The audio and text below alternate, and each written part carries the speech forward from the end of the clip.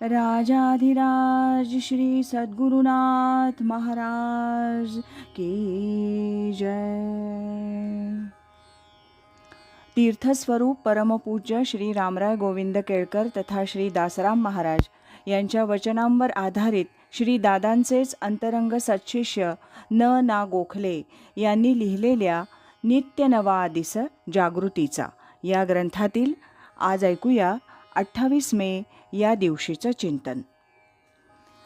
देवाला जे पाहिजे ते आमच्याजवळ नाही आणि आम्हाला जे पाहिजे ते देवाजवळ नाही, असं काहीतरी होऊन बसलं आहे. आम्हाला काय पाहिजे? खरं बघायला गेलं तर आम्हाला काय पाहिजे हे आम्हालाच सांगता येत नाही अशी परिस्थिती आहे. देव समोर येऊन उभा राहिला आणि माग म्हणाला तर काय मागायचं हा मोठा प्रश्नच खरं तर आपल्यासमोर पडणार आहे. माझे वंश पारंपारी भक्ती द्यावी निर्धारी, इह सौख्य पुत्र पौत्री उपरी द्यावी सद्गती. श्री गुरुचरित्रातली ही ओवी आहे. श्री गुरुचरित्रामधल्या सायन देवाच्या या मागणीचा आदर्श ठेवावा अशी ही प्रार्थना आहे. आम्हाला सध्या या घटकेला तरी शरीराला सुखकर होईल अशी अवस्था कायम राहावी अशी इच्छा आहे. नेहमी सुखाचा झोका असावा, दुःखाकडे त्याची आवृत्ती नको. योग आणि क्षेम व्यवस्थित चालावं यात आमच्या मागण्यांचा समावेश असतो.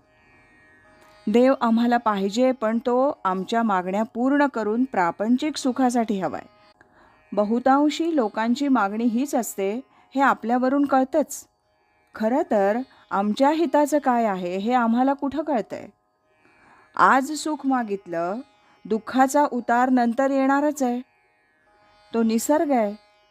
एका बाजूला गेलेला लंबक पुन्हा मागे येणारच आहे, पण ते लक्षातच येत नाही.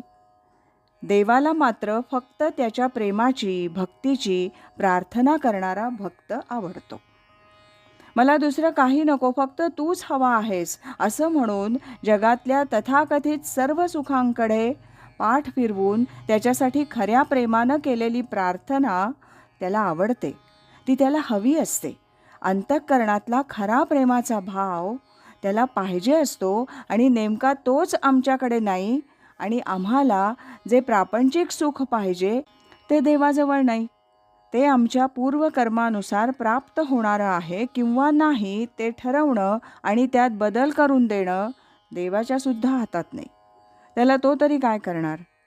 म्हणून देवाजवळ जे प्रेम आहे, माया आहे, भक्तांविषयी कळवळा आहे आणि जे अखंड अक्षय उपाधिरहित सुख आहे ते आम्हाला मिळालं पाहिजे.